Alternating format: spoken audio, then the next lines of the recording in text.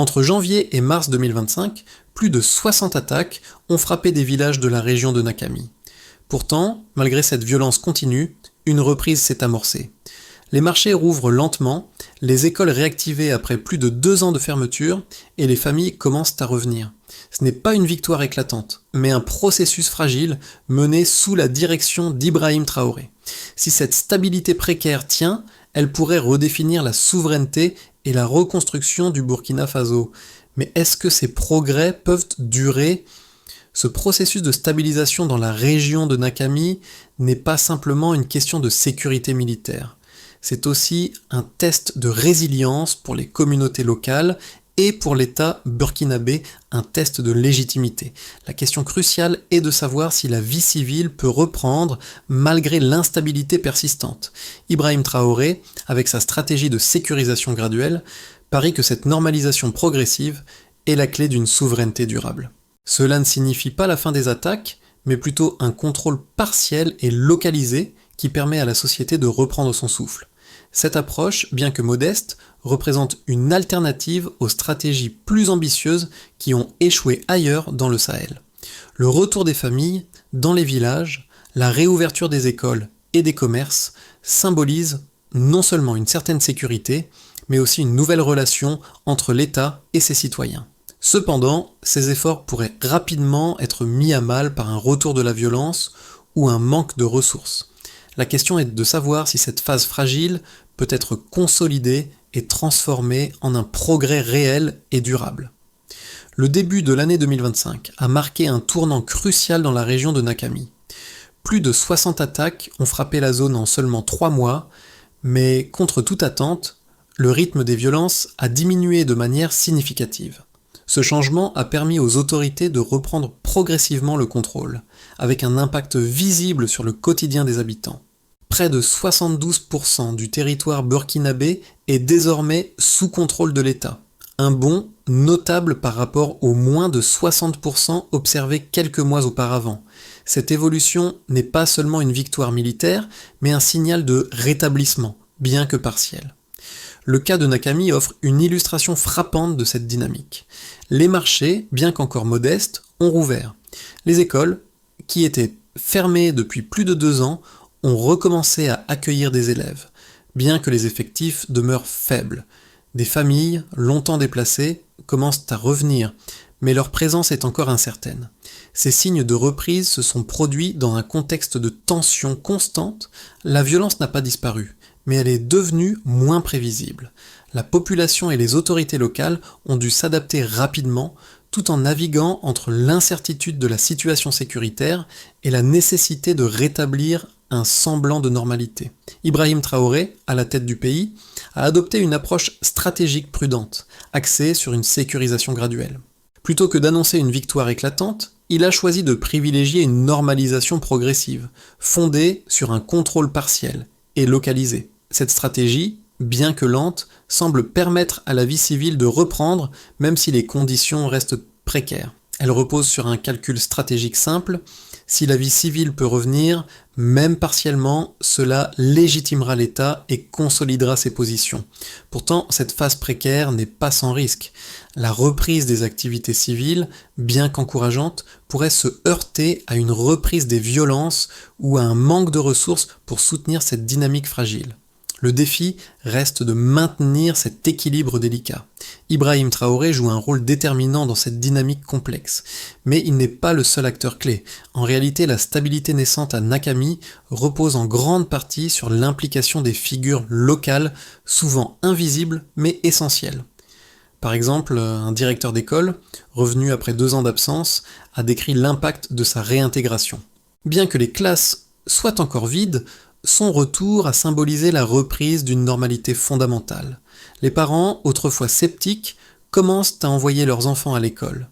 Cette action modeste mais significative est un indicateur puissant de la réactivation de la vie civile. Dans les marchés, la situation est similaire. Les étals sont modestes, les volumes d'échanges faibles, mais leur réouverture marque un changement psychologique important. Les commerçants, tout comme les familles, prennent des risques mesurés en évaluant continuellement la sécurité avant d'investir davantage. Ces comportements montrent une adaptation graduelle à la nouvelle réalité, où la peur cède progressivement le pas à la prudence calculée. Cet aspect social de la reprise va de pair avec les efforts militaires pour stabiliser la région.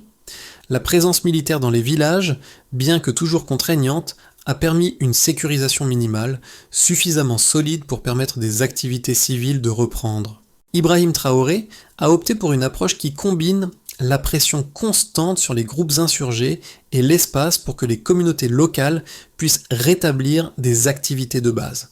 Cette stratégie met l'accent sur la durabilité à long terme en favorisant des petites victoires plutôt que des avancées spectaculaires. Toutefois, cette période d'incertitude pourrait facilement se briser si la violence revient ou si les ressources s'épuisent. L'enjeu ici est de maintenir ce fragile équilibre pour permettre une stabilité durable. La situation à Nakami a évolué de manière significative, mais de façon graduelle.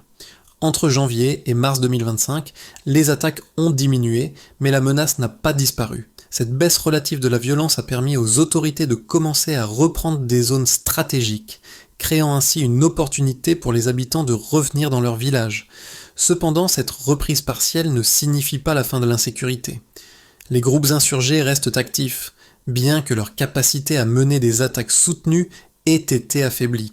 Les forces de sécurité burkinabées, sous la direction d'Ibrahim Traoré, ont intensifié leurs efforts pour sécuriser des axes spécifiques reliant les zones agricoles, les écoles et les marchés.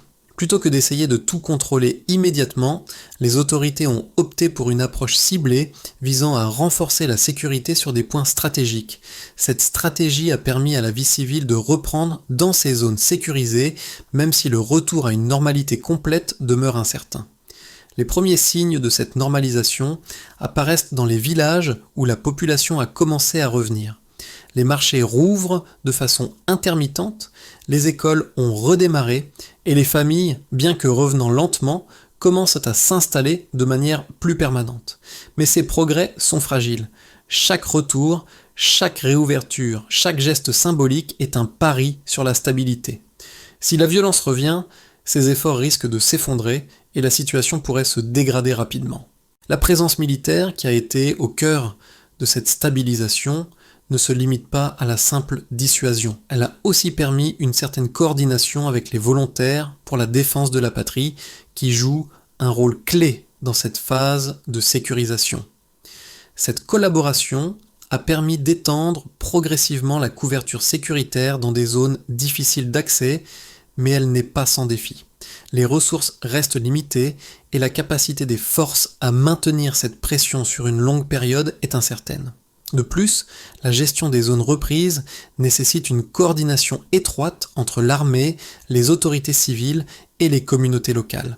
Ibrahim Traoré, bien qu'absent physiquement des villages, a supervisé cette stratégie de sécurisation graduelle, préférant éviter une victoire médiatique spectaculaire. Il a compris que la stabilité durable passe par des petites étapes et non par des annonces grandioses. La logique est simple. Chaque zone sécurisée, même partiellement, représente une victoire. La vie civile qui reprend dans ces zones renforce la légitimité de l'État. Mais, pour que cette approche fonctionne, elle doit s'accompagner de progrès tangibles dans la reconstruction des infrastructures et des services de base. Les autorités ont également mis en place des programmes pour encourager la reprise de l'agriculture et des échanges commerciaux. Bien que l'activité économique reste limitée, ces efforts ont permis de rouvrir certains corridors commerciaux essentiels. Les petites entreprises locales, qui avaient été anéanties par la violence, commencent à se redévelopper lentement. Les commerçants prennent des risques, mais leur engagement dans la réouverture des marchés montre qu'il existe une volonté de reconstruire, même dans un climat d'incertitude. Cependant, cette reprise fragile pourrait facilement être renversée si les groupes insurgés intensifient leurs attaques ou si les forces de sécurité sont épuisées par une pression prolongée. L'enjeu pour Ibrahim Traoré et son gouvernement est de maintenir l'équilibre entre la sécurité et la normalisation. Il ne s'agit pas d'imposer un contrôle militaire strict, mais de maintenir une pression constante tout en permettant aux communautés de se reconstruire. Le défi est de faire en sorte que cette dynamique ne soit pas interrompue par un retour à la violence. Si ces efforts continuent de porter leurs fruits, une stabilisation à long terme pourrait être possible.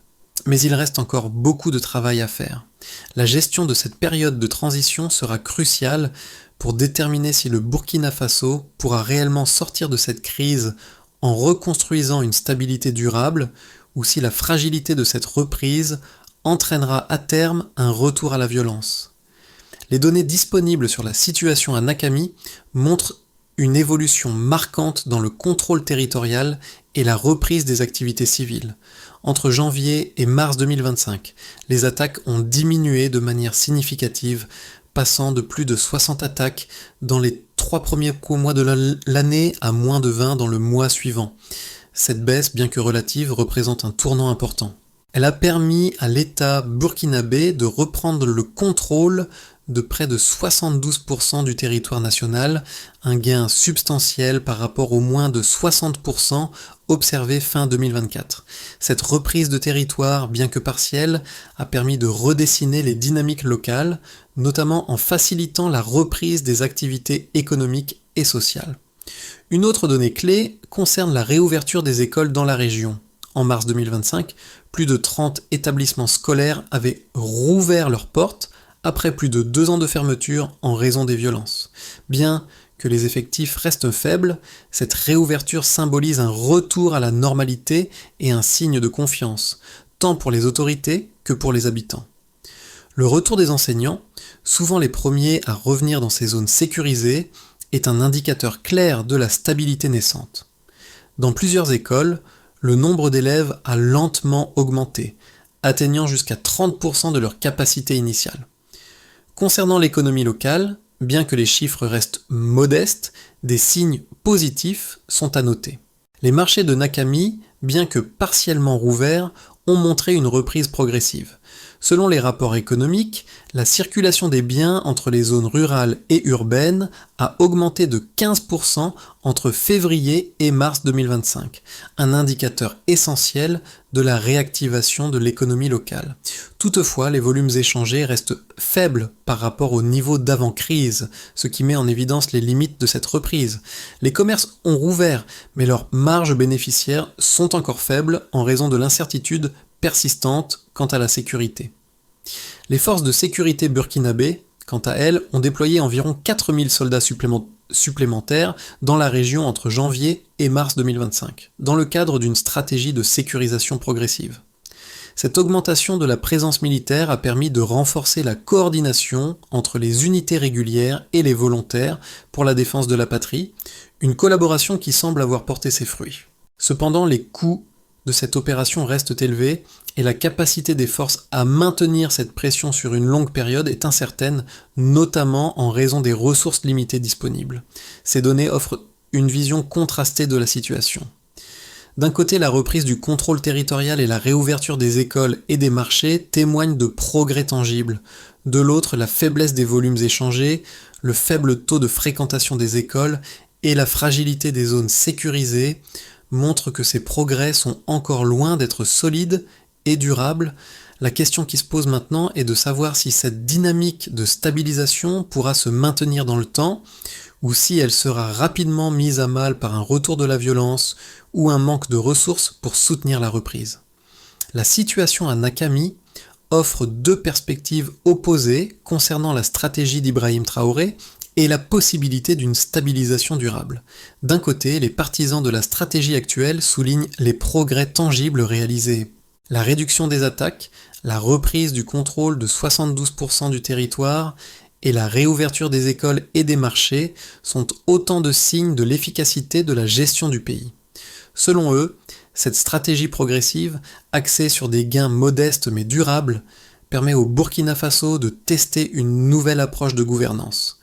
Plutôt que de se concentrer sur des victoires médiatiques ou des annonces spectaculaires, Ibrahim Traoré privilégie une gestion prudente qui permet aux communautés locales de se stabiliser et de reprendre progressivement leurs activités. Les partisans estiment également que la réactivation des échanges commerciaux et le retour des familles dans les zones sécurisées renforcent la légitimité de l'État. Les chiffres relatifs à la reprise des marchés et à la circulation des biens sont encore faibles, mais suffisants pour montrer que la stabilité, bien que fragile, est en train de se construire.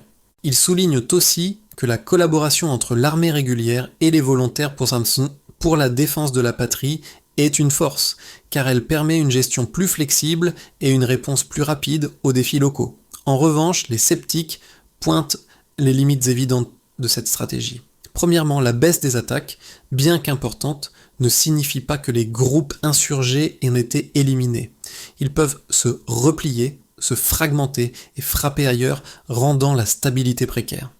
Les zones récemment sécurisées restent vulnérables aux infiltrations et à des attaques ciblées, ce qui pourrait rapidement inverser les gains réalisés.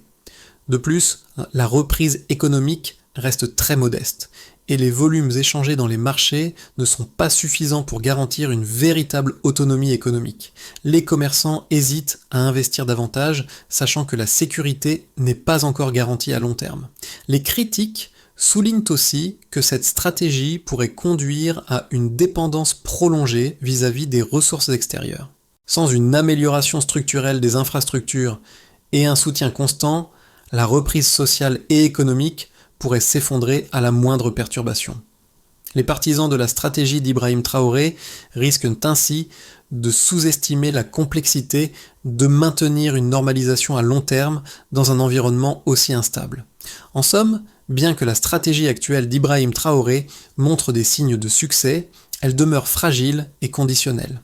Les sceptiques mettent en garde contre une stabilisation de façade, tandis que les partisans parient sur la résilience progressive des communautés locales. Le véritable défi réside dans la capacité du gouvernement à maintenir cette dynamique dans un contexte toujours incertain. Nakami représente bien plus qu'une simple reprise de territoire. Elle incarne un test crucial pour le Burkina Faso, la possibilité de reconstruire la stabilité à travers une approche graduelle et pragmatique. Loin des victoires médiatiques ou des annonces spectaculaires, la stratégie d'Ibrahim Traoré mise sur la durabilité. Il choisit de sécuriser le terrain petit à petit, tout en permettant aux communautés locales de reprendre leurs activités de manière prudente mais concrète. Ce qui se joue à Nakami dépasse la simple question de la sécurité. Il s'agit de savoir si un pays sous pression, avec des ressources limitées, peut redéfinir la souveraineté par de petites étapes mesurables. Chaque zone sécurisée, chaque marché réouvert et chaque école retrouvée sont des victoires en soi. Mais ces petites victoires peuvent-elles s'accumuler de manière à créer un changement de trajectoire à l'échelle nationale ? Pour l'instant, l'incertitude reste de mise. L'impact de ces progrès à Nakami pourrait être plus large, mais leur durabilité dépend de facteurs nombreux et complexes.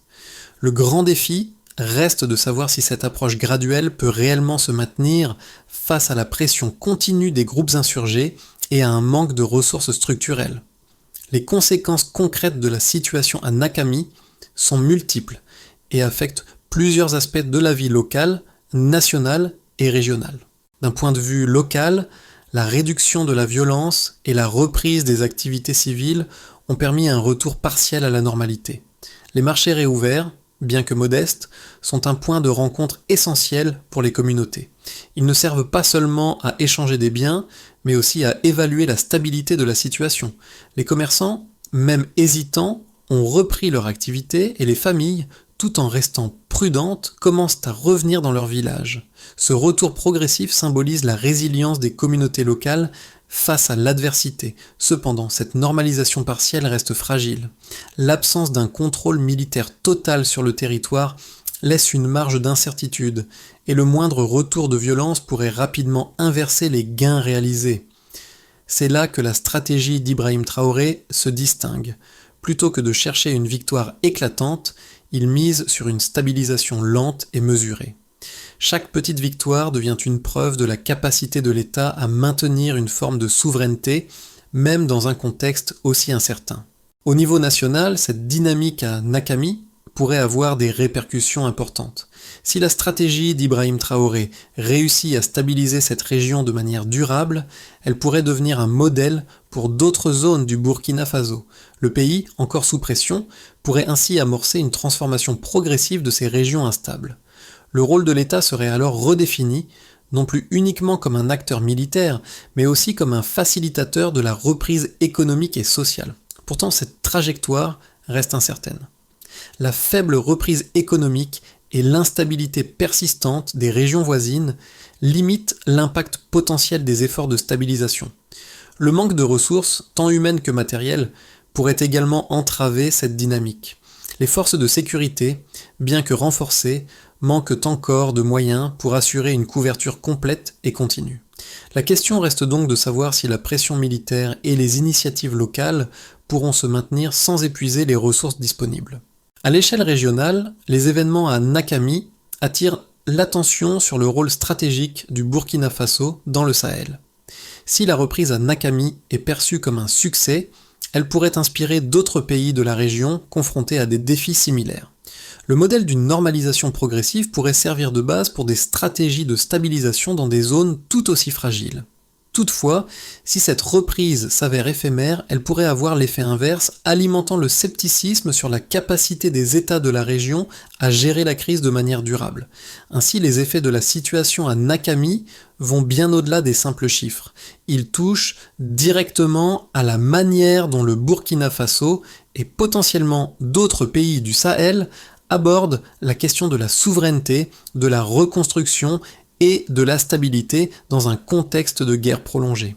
Chaque pas en avant, même minime, pourrait ouvrir la voie à un avenir plus stable, mais chaque revers risque d'entraîner des conséquences désastreuses, non seulement pour les communautés locales, mais aussi pour l'ensemble de la région. La situation à Nakami, bien que fragile, ouvre plusieurs scénarios pour les 6 à 12 prochains mois. Le développement de ces scénarios dépendra de l'évolution des facteurs militaires, sociaux et économiques. 3 trajectoires se dessinent, une continuité prudente, une accélération contrôlée, ou au contraire un déclin brutal. D'abord, dans le scénario le plus probable, la situation à Nakami reste stable mais fragile. Les autorités continuent de sécuriser progressivement de petites zones et la vie civile dans ces zones reste partiellement rétablie. Les marchés et écoles continueront de rouvrir, bien que lentement, et les habitants retourneront progressivement dans leur village, mais toujours avec une vigilance constante. L'économie locale se redresse lentement, mais la dépendance vis-à-vis des aides extérieures et des ressources limitées entravera une reprise à grande échelle. Cette stabilité, bien que précieuse, pourrait être fragilisée par des attaques sporadiques ou une fatigue des forces de sécurité. Les autorités devront s'assurer que les progrès sont maintenus, tout en ajustant leur approche face aux défis continus. Ensuite, dans un scénario plus favorable, la coordination accrue entre les forces militaires et les autorités locales permettrait une sécurisation plus étendue, élargissant progressivement les zones contrôlées. Les échanges commerciaux entre les villages et les grandes villes deviendraient plus réguliers et la reprise économique pourrait se renforcer. Les écoles rouvriraient dans d'autres districts, créant un effet d'entraînement social. Cette amélioration se traduirait par une confiance accrue des habitants et des investisseurs locaux, permettant à l'économie de se redresser plus rapidement. La réussite de ce scénario dépendra de la capacité à maintenir la pression sécuritaire tout en soutenant l'initiative civile. Si ces conditions sont réunies, la stabilisation pourrait s'intensifier et s'étendre au-delà de Nakami, touchant d'autres régions du pays.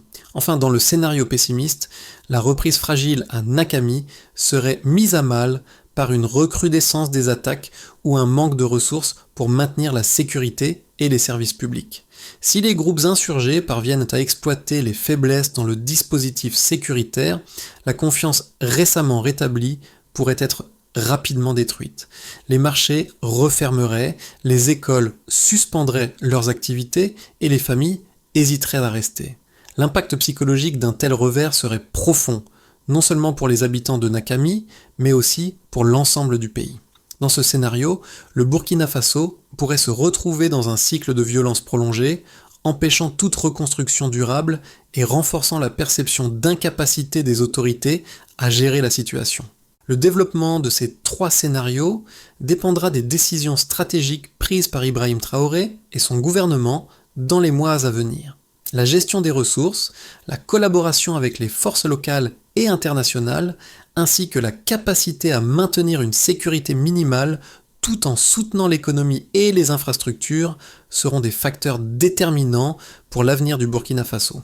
La situation à Nakami a des répercussions non seulement pour le Burkina Faso, mais aussi pour les communautés locales, les acteurs économiques et les observateurs extérieurs.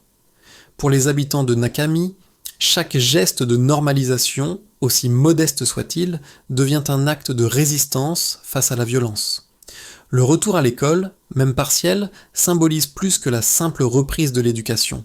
C'est un retour à la stabilité et à l'espoir. Les parents qui envoient leurs enfants à l'école, bien qu'encore hésitants, participent à un processus plus grand, celui de la reconstruction d'une communauté. Ces actions, petites mais significatives, renforcent l'idée que la stabilité, même partielle, peut créer un environnement propice à la confiance et à l'autonomie. Pour les commerçants locaux, chaque jour où le marché reste ouvert est une victoire contre l'incertitude. Bien que les volumes échangés soient faibles, la réouverture des marchés permet de rétablir des liens économiques entre les habitants, même s'ils restent temporaires. Ces liens, bien que fragiles, constituent un socle essentiel sur lequel les communautés locales peuvent se reconstruire. Mais pour cela, il est nécessaire que la sécurité soit maintenue, afin que cette dynamique ne soit pas brisée par un retour à la violence. Les jeunes urbains, souvent éloignés du front, mais directement affectés par la situation, peuvent voir à Nakami un exemple de ce que cela signifie vivre dans l'incertitude. Ils sont témoins de la résilience des habitants et des difficultés quotidiennes pour maintenir une semblable normalité. Cela peut nourrir une réflexion plus profonde sur la manière dont les sociétés réagissent face à l'instabilité et à la guerre. Il ne s'agit pas seulement de survie, mais aussi de réappropriation de la vie quotidienne, malgré les risques. La route vers une stabilité durable à Nakami et au-delà nécessite une série d'actions concrètes et mesurables. Ces actions doivent être coordonnées et viser à renforcer les gains fragiles réalisés jusqu'à présent. Voici une proposition de 3 étapes clés pour renforcer la normalisation et garantir la durabilité des progrès à Nakami. La première étape consiste à maintenir une présence militaire régulière sans pour autant alourdir la situation avec un contrôle militaire excessif. Les forces de sécurité doivent se concentrer sur les zones stratégiques tout en s'assurant que les communautés locales aient suffisamment de liberté pour reprendre leurs activités. Cela implique une meilleure coordination entre l'armée et les volontaires pour la défense de la patrie, ainsi qu'une vigilance constante contre les tentatives de rupture de la sécurité par les groupes insurgés. La deuxième étape repose sur la réouverture des marchés et des écoles, qui doit être accompagnée d'efforts pour rétablir les infrastructures essentielles, telles que les routes, les points d'eau et les services de santé. Ces éléments de base sont cruciaux pour garantir que les communautés puissent fonctionner de manière autonome, sans dépendre continuellement de l'aide extérieure. Un accent particulier doit être mis sur la réhabilitation des infrastructures locales afin que les retours des habitants soient durables. La troisième étape vise à éviter une stagnation économique, en soutenant les petits commerces et en facilitant l'accès aux marchés locaux. Des programmes d'aide ciblés, tels que des microcrédits et des subventions pour les entrepreneurs locaux, pourraient stimuler l'activité économique. Parallèlement, des partenariats publics-privés devraient être encouragés pour favoriser la croissance à long terme. Ces 3 étapes peuvent créer une base solide sur laquelle la stabilité pourrait se construire. Toutefois, elles dépendent de l'engagement continu des forces de sécurité, des autorités locales et des communautés elles-mêmes. Un échec dans l'une de ces étapes pourrait compromettre les gains réalisés. Le retour à la vie normale à Nakami est encore fragile, mais il incarne une résistance impressionnante face aux défis. À travers la réouverture des écoles, des marchés et le retour des familles, il devient évident que la stabilité n'est pas imposée de l'extérieur, mais co-construite par les habitants eux-mêmes. Chaque retour dans les écoles, chaque commerçant qui réinstalle son étal, chaque parent qui envoie son enfant à l'école est un acte de foi dans un avenir meilleur, même s'il reste incertain. Ibrahim Traoré, bien qu'absent physiquement des villages, est l'architecte de cette transformation discrète mais significative. Sa stratégie, centrée sur une normalisation progressive, privilégie la patience et la résilience. Cette approche, bien que lente, semble être la clé pour restaurer la confiance et redéfinir la souveraineté à Nakami. Le changement n'est pas radical, mais il est tangible. À Nakami, tout commence par de petits gestes quotidiens. Ces gestes, aussi simples qu'ils paraissent, marquent le début d'une transformation profonde. Ils rappellent que la stabilité durable ne se construit pas sur des événements spectaculaires, mais sur la persévérance et la capacité à relever les défis au jour le jour. Le chemin reste long, mais chaque progrès, aussi minime soit-il, représente un pas vers une société plus résiliente. À travers l'expérience de Nakami, nous avons vu comment la résilience des communautés locales et une stratégie réfléchie peuvent, malgré les incertitudes, amorcer une transformation profonde. Cependant, cette transformation n'est pas garantie, et le chemin reste semé d'embûches. La stabilité durable dépendra de notre capacité collective à maintenir ces petits progrès et à les nourrir chaque jour. Nous devons tous, acteurs locaux, autorités et citoyens, participer à la reconstruction de notre société. Chaque action compte, qu'il s'agisse de soutenir les petites entreprises locales, d'investir dans les infrastructures ou simplement de croire en la capacité des communautés à se relever. Le retour à la normalité ne se fera pas en un jour, mais chaque pas, chaque geste nous rapproche un peu plus de ce but. Alors, que pouvons-nous faire aujourd'hui pour contribuer à cette reconstruction fragile mais essentielle ? Les petites actions d'aujourd'hui, comme l'engagement dans les initiatives locales ou le soutien aux projets communautaires, peuvent avoir un impact majeur sur l'avenir. Ensemble, nous avons la possibilité de transformer l'incertitude en un avenir de stabilité.